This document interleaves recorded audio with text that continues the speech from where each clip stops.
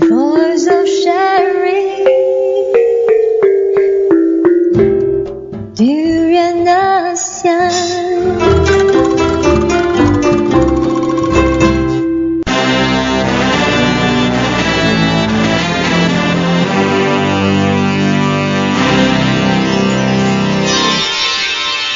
ASEAN Dailies. First and foremost news from Southeast Asia. Good morning, this is Arlene. Hi, this is Grace. And of course, you are with us on our very lovely, actually it's Thursday morning. It is Thursday. and in this very lovely Thursday morning, we'll bring you news from Southeast Asia, as well as other countries in Asia Pacific. Mm-hmm. So one of the country that is definitely on the hot seat right now is North Korea. Apparently, North Korea is issuing death penalty for merely petty crimes. And, I will say it's very unfair to all the citizens of North Korea. However, they have already set the rules, and then they embraced it under the name of criminal acts, including watching and distributing films from the South. And the South Korean government, they reported, which was just yesterday, and then it also relates to human rights abuses in a reclusive state. So that means they can't even watch or distribute films from South Korea. What if it's a love movie? You know, I really like some of those stories from South Korea. It looks like they don't want to even have a sort of appreciation when it comes to film or any kinds of art form. But not only that, I think the North Korean government is really drawing a huge, thick line between South Korea and North Korea here. Mm-hmm. Well, they miss out on big time with Winter Sonata, I think. Another report, additionally, in the annual white paper on human rights in North Korea, the state-run Korean Institute for National Unification stated that North's confinement facility or correctional institution perform tortures, assaults, and other types of inhumane practices as part of inmates' day-to-day lives. In fact, it added that the paper itself, which has published since 1996, is expected to draw angry response from Pyongyang, which has accused critics on its human rights situation from the South, the US, and other countries of politicizing the issue and meddling in domestic affairs. So, which means that it's highly restricted on the things that they have been distributing when it comes to South Korea elements, as well as the annual report. In addition to that, they also pointed out that the leader Kim Jong-un, the North Korean leader, his directives or the instructions appear to be very super legal, and at some public court hearings, that raw inmates are set free under Kim's generosity. Wow. He is very well known for putting someone under charge or send them to that sentence when that they show once they show the disrespect towards him. So his position is seems like it's like God. Or in this case, it's like a monarchy because he heredited the role from his father, and of course his father got it from his grandfather. And it seems like he has so much power, he can always forgive someone or punish someone just like that. Well, his power is undeniably really powerful, up to a point that he's got his own private sort of a saving account for him to just to charge, and it doesn't really go to citizenship. It's just for himself, and that culture was from his elder generations, and it's not a surprise that he's got all this luxurious life where citizens are still suffering. But however, However, here the law has become more strict, and just a little bit or a minor just a sin or a criminal act will just be charged under certain laws. I wonder how closely related the reality in North Korea with the movie The Interview. Oh yeah. Although this is a funny movie, but it's kind of scary to know that there are such dictators still exist in today's 21st century modern world. And one thing that I want to highlight that North Korea share the same kind of, I would say, negativity with Malaysia, Singapore, and Indonesia would be they also have death penalty over smuggling of drugs. Right. So there you go. We do have something in common with them. On the other hand, talking about killing people, well, something really, really bad that that might had happened in Malaysia if it's not because of the intelligence and the police cooperation. Apparently, father and son wanted to bring terrorism to Malaysia from the Middle East. And in fact, they have planned the plot so detailed that they wanted to create so much havoc in Malaysia as if we are some kind of terrorist ground for them to just do whatever they want. And in fact, the father was sentenced to 18 years in jail, and the son got 12 years. So the wives, children, and other relatives, of course, they wanted to plea, and they cried out in the high court and hugged this father and son. And his name is Murad Halimuddin Hassan, 49 years old, and son is Abu Daud Murad Halimuddin. He's 25 only. Only 25? So, yes. So young. And it is very, I would say, it's very risky to have... and scary as well. Yeah, it is very risky to have all these people plan or have some kind of links between the Middle East and Malaysia to even to think to bring all those terrorists to Malaysia. So, but perhaps there is an agenda behind why they had to do it. Perhaps it's the first steps towards for Islamic State to penetrate to Southeast Asia in a perhaps their own manners. Yeah. And what is scary is he's seeing himself as a spiritual leader to encourage other people to perform terror activities here.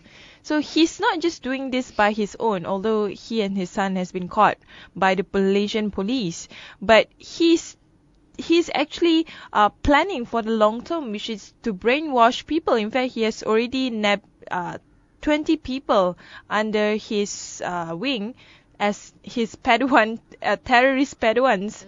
And what is scary also is they plan to commit strings of terrorist activities, including bombings, kidnapping, and hijacking government, military buildings and offices. So to think about it, if this is happening or this would happen in Malaysia, is really, really scary, because Malaysians, no matter how much I would say racism that comes out on our mouth every day, exactly, we don't do violence. That's one thing that I think Malaysians are famous for. We are actually quite peaceful. Well, the government here, it's the culture that they always want to react either very reserved manner or they avoid the conflict, which is also very good news. However, back to this news where this is regarding both father and son, and you never know whether they have been educating other youth or other generations in other countries. And talking about bombings, something that is happening in Laos, Minnesota activists sound alarm on unexploded U.S. bombs in the country itself. And according to the according to Minnesota groups, they are spreading awareness on the millions of dangerous unexploded bombs in Laos. The U.S. military apparently had dropped millions of bombs in that country during the Vietnam War, but a third of them never exploded. Laotians have been removing the explosion objects for decades. And at the same time, we can also look for those map where they have been dropping the bombs in Laos. And the U.S. government has increased the funding to the group, but then it isn't enough to clear the unexploded bombs that remain in Laos. Laos seems to have a lot of small and also big problems internally and externally, because the country will be a chair of ASEAN next year, and a lot of expectation and preparations are on the ongoing process. And with this news, it adds sort of another worrisome to the people, because there are so many unexploded bombs there. They have been planted during a Vietnam War, and you never know what kind of bomb will that be, and are they explosive? I mean, okay, this is just the number. 580,000 bombing mission in Laos during World War II. And probably, I would say, at least 50% of the bombs might not have exploded. Can you imagine one plane load of bombs every 8 minutes for 24 hours a day for 9 consecutive years? For 9 years, they have been receiving bombs every 8 minutes. And that's crazy. That is. And for every day. Yes.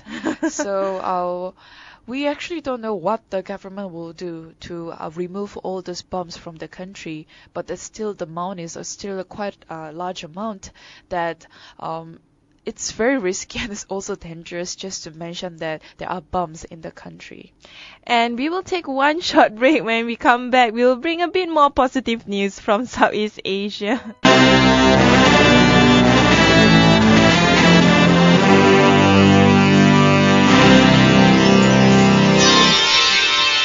ASEAN Dailies, first and foremost news from Southeast Asia. Hey, this is Arlene. Welcome back, this is Grace. And of course, you're still with us on our ASEAN Daily. So to start off our news today is from Singapore. Singapore Prime Minister takes the stand at hearing on defamation suit against blogger. And the 3-day hearing to assess the amount of damages blogger Roy Ngeung has to pay Singapore Prime Minister Lee Hsien Loong for defamation, which began yesterday in the High Court. And then it's been going on for some time, this news, and Lee is apparently claiming these aggravated damages and asserting this malicious intent. And then Ngeung's publication of the article, which just happened at a few months ago, May 15, last year on his blog, and the blog was about the hurt truth. And honestly, personally, I have not gone through his blogs yet, but then his blog turned up in the court around 9:30, and then of course he was in the formal suit, but he told one of the news agency, the Straits Times, that it contained all his documents, and his entire family was also present, and it'll be sorted out really, really soon regarding his blog. Wow.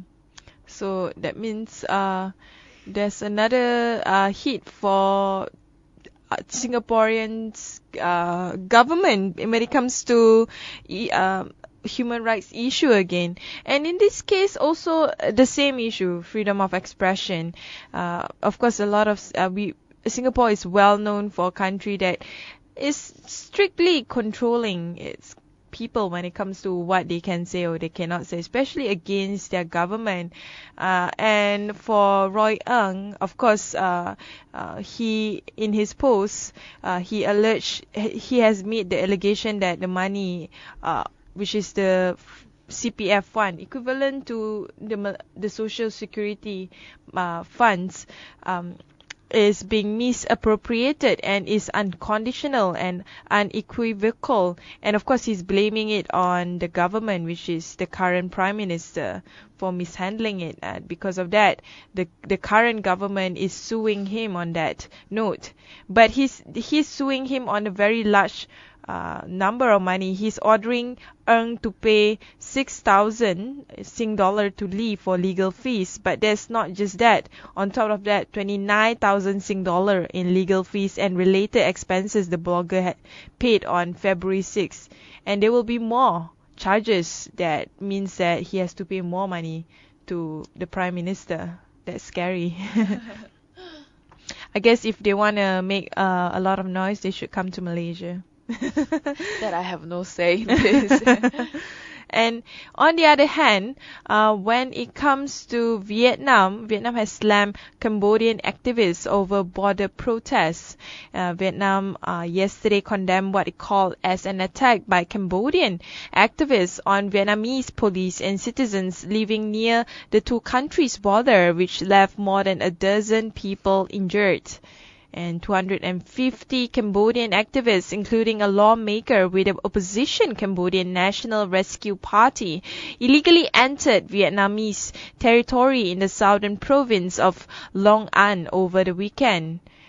Wow, so this is regarding on border protests right now. Yeah, and it happened. It's been happening between Vietnam and as well as Cambodia, and those two countries, they stand their own firm and strong opinions, because Vietnamese security officers and local residents tried to reason with the activities and also stop them, but apparently they were just attacked, and the 7 Vietnamese, they were injured. And also on the Cambodia's opposition party, they has long been critical of the Pompeii's cozy ties with Hanoi, and also the accusers of this Vietnam of taking Cambodia's territory along 1,270-kilometer border, which is not also fully democratic at the same time. But you know, the situation in the CLMV country is always very questionable, because the governments there seems to be very hard on when it comes to activism or civil society. So in a way, I feel for the activists. I think governments need to provide more freedom of expression to its people, either it's Singaporean government, Cambodian government, or even Vietnamese government.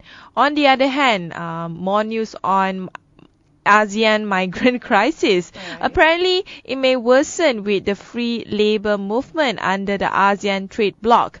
This is regarding on the AEC freedom of movement for skilled migrant workers.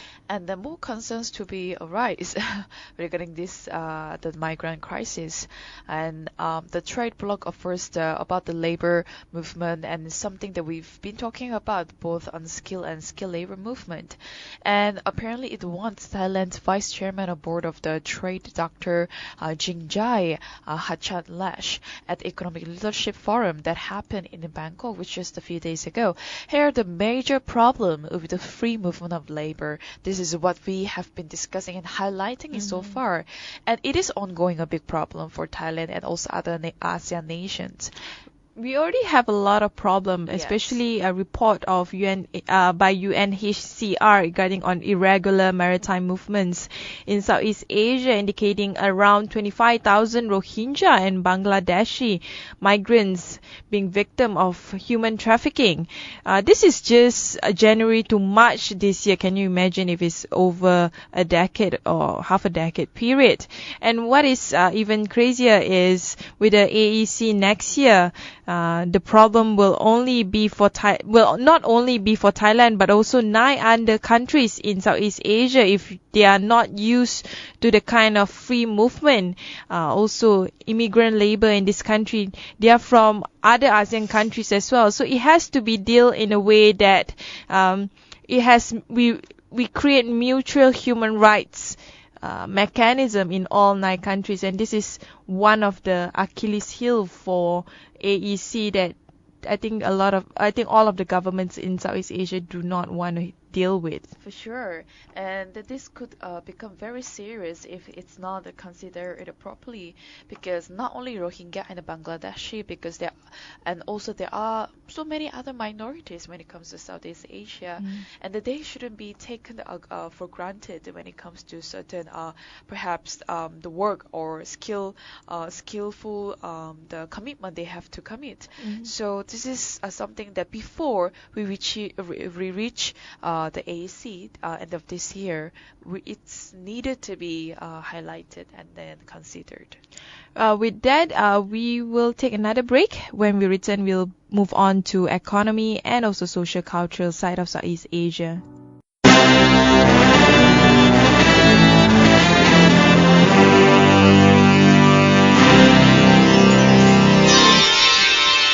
ASEAN Dailies, first and foremost news from Southeast Asia. Welcome back to Durian ASEAN. You're with Grace at ASEAN Dailies, where we deliver news from Southeast Asia. And this segment will be delivering news on the economic and the business side of Southeast Asia. So this is just an update from Thailand, where the main indicators in Thailand show economic remains quite fragile. And there are a few indicators that I can mention here. Is recovery still slow and fragile, and also May private consumption index is 1.3 plus, and also other ministry says output can still grow in the second half, and there is still hope that has been putting to this economic status in Thailand.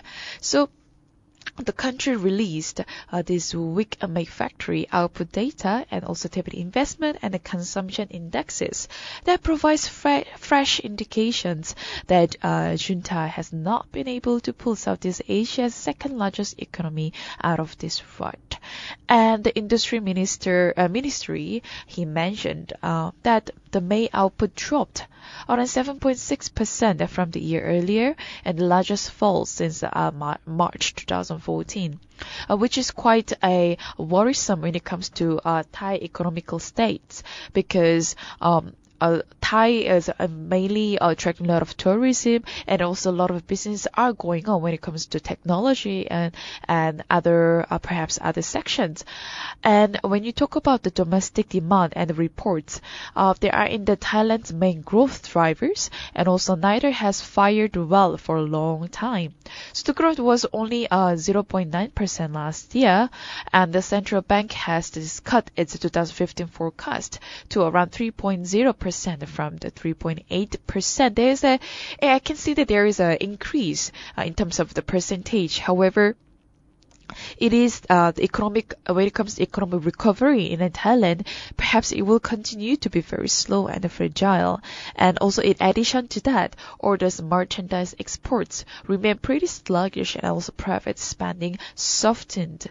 So, well, ASEAN includes Thailand, and Thailand is one of the distributor when it comes to economic states. However, with this slow and a pretty fragile status in terms of economical part, it may not be quite promising when it comes to perhaps improving or boosting up the economical states. On the other hand, there is the ongoing issues in Greece, and apparently Greek Prime Minister Alexis Tsipras is considering the last-minute pull-out proposal by the European Commissions. And the Prime Minister's office has told Brussels that it is evaluating a new proposal of the EU Commission President, which will include a debt relief in October and changes in the ICAT supplement for the low-income Greeks. Well, Prime Minister is trying to perhaps cover and also embrace the images of Greek. However, the reality and the situations in Greece is just getting worse and worse. People will spend less than before, and then less opportunities that foreign investors will venture themselves in that country. So it is facing quite critical points at these situations. And in fact, the Spain's Prime Minister Mariano Rajoy, he mentioned that the Greek exit from the euro could send a message that the common currency union is reversible, and also open up the possibilities that other countries might follow this suit. And the country Greece looked set to this default on the crucial repayment on the International Monetary Fund, and Greece owns a lot of money, and it's even hard to say money. It's the funds and also other sort of the channels in terms of the finance when it comes to Greece lending money from the other institution and the whole community. And A lot of questions have been rising. What will happen if Greece came out of this Eurozone? I mean, they opened a negative message that Euro membership is reversible. And people also may think that if one country can leave Euro, others could also do in the future. And maybe this is the most serious problem that could arise from this Greek exit. So there will be more updates from this news because, well, as much as this is not exactly an ASEAN concern, however, this is the whole country and whole world that one of the strongest I would say the currency, euro, and also the country's debt is very serious problem. And moving on to our nation, Malaysia, it is to be the first ASEAN country to have the equity crowdfunding laws. Well, the Malaysian Deputy Minister in the Prime Minister Department, Datuk Ahmad Maslan, mentioned that global equity crowdfunding expanded to 182% to US dollar 1.1 billion last year. And also he added by saying that the government has approved 6 local companies that are registered with the Security Commission to carry out this funding. So they will start the operation, and they also opening up more investment as well as the opportunities and also expanding these capabilities to handle this crowdfunding. And the companies can definitely generate money from crowdfunding. There are those with the paid-up capital and also not more than perhaps 5 million ringgit. They also need to have their own solid business model when it comes to crowdfunding. However, there was a warning, or rather he cautiously mentioned that those who want to take part in the crowdfunding, as there is a risk of losing, which includes the liquidation risk of the company. So be careful. I mean, crowdfunding is a one good resource when it comes to capital for the company or any kinds of starting up with the business. However, please read through the policies as well as what you need to perhaps the risks that you have to face in the future. But those found to misuse the funds can be jailed for up to 10 years or even face the minimum fine of 1 million ringgit. So that is the end of our economical news from Southeast Asia. But stay tuned. We'll continue this ASEAN Daily on the art, culture, and society perspective of Southeast Asia.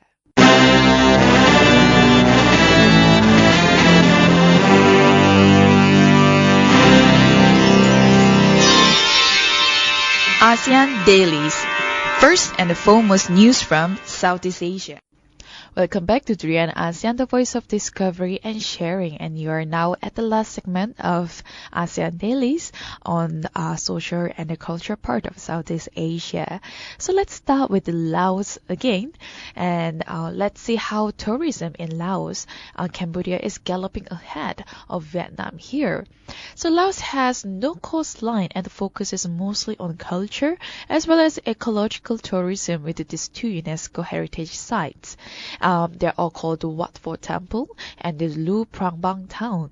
And Cambodia has a coastline that is just an eighth of perhaps the Vietnamese in the land, and it has attracted tourists mostly to these 2 UNESCO heritage sites, Angkor Wat and the Preach Vihir temples.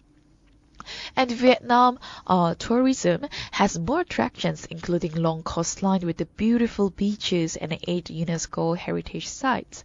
But the problem with the Vietnam tourism can only be attributed to perhaps the poor management. And this plays quite a vital role when it comes to tourism attraction as well as to hold the system of how it goes like. And overpricing and the rip-offs, unsafe traffic, perhaps beggars and petty thefts, bad food safety, dirty public restrooms, and littering can all turn tourists away. So look out for Cambodians as well as Vietnamese. Please to take care of your attraction sites that will bring a lot of tourists, and as well as this will boost up the whole economical state of one country. So the country really needs to be proud and then need to be aware how to maintain all this system and the facilities when it comes to tourism. Well, moving on, apparently there is a Bukit Jalil stadium that will be getting even larger than that. So it's called the 1 billion ringgit stadium job, and the Malaysian Resorts Corporate MRCB is tipped to refurbish these various sports facilities at the National Sport Complex in the Bukit Jalil, and including the 17-year-old stadium, which is actually the main venue for sporting events in the country. And this refurbishment work could cost up to 1 billion ringgit, and in return, the MRCB would get parcels of land in the vicinity of NSC for development if proposal is approved. But apart from this refurbishment of various facilities, the job will also involve the building the sports museum, as well as the Hall of Fame to commemorate the sport greats. So for those who have been following sports locally and internationally, perhaps it's a good news. But it comes with another worrisome that isn't necessary to put those huge amount of money on something which looks a bit unnecessary, but then is it the really point of improving the whole facilities? And like it is mentioned that MRCB has submitted the proposal to the Youth and Sports Ministry and is also awaiting the result. And it is for other stadiums as well. And this UEM Ronong Group built the facilities in 90s for the Commonwealth Games in 1998, and they have not seen much refurbishment since then. So perhaps it is needed to fix the pipeline or hold those facilities in the stadiums and look at the perhaps the situation and the system and the mechanism how to come about whether it is really necessary perhaps to spend a large amount of money there. But the more information will be revealed regarding this upcoming news very soon. And lastly, before we end our ASEAN dailies, is regarding the Xiaomi that we did talk about this quite heatedly before, that it's beating perhaps the Apple market around the world, and the Xiaomi bets the big on Brazil. And this Chinese smartphone Xiaomi has started making this device in Brazil for sale and locally there, and promising to dramatically undercut the rivals on price in the first big step beyond Asia for the world's most valuable technology startup. And in fact, this company's global vice president Hugo Barra said that Brazil was stage one of the Latin American launch, pointing to Mexico and Colombia as logical next step in the region. So without this traditional advertising or stories, China's top-selling smartphone Xiaomi company is betting that the tempting price tag will capture the attention of Brazilians who have become increasingly cost-sensitive, because of their economical status there. And Xiaomi is very well known for providing high-quality products and with incredibly very affordable prices, and also those applications, they're just more or less the same with how the Apple products have been produced, and even more affordable options in the country remained are rich for ordinary Brazilians. So this is very good news, and hope that the Asian market is getting bigger and also attract more people from outside of perhaps Southeast Asia. So that's it for our news today, and look for us at our website durianasean.com, where you can leave the feedbacks and then perhaps you can question if there are any things that you would love to know about Southeast Asia. And we have other social channels such as Facebook, Instagram, YouTube, and Twitter. And it's been going on very active. So if there are anything or posts that you want to share, let us know. And lastly, when you're on the go and when you have no access to listen to our Durian ASEAN, don't forget to download TuneIn app and look for us at Durian ASEAN. We'll be back shortly after this break, but stay tuned for the Durian hit later on.